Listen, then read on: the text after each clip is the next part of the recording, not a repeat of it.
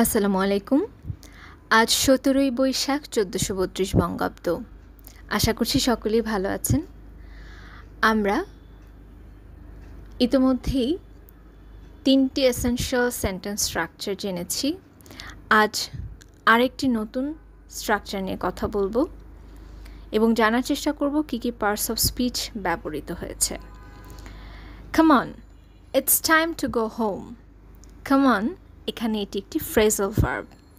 It's একটি pronoun যেটার সাথে অ্যাপোস্ট্রফি এস দিয়ে ভার্ব যুক্ত রয়েছে। টাইমটি এখানে একটি নাউন এবং টু গো ইনফিনিটিভ ভার্ব এবং লাস্টে রয়েছে home which is an adverb of place. তার মানে এই হোম শব্দটি মডিফাই করছে ভার্ব গোকে। তার মানে যেতে চাই কোথায়? হোমে। That's why it's an adverb of place. আমরা জানি যে অ্যাডভার্বের 4টি ধরন রয়েছে। এর মধ্যে সিম্পল অ্যাডভার্বের কিছু ক্লাসিফিকেশন রয়েছে: adverb of place, adverb of time, adverb of manner etcetera.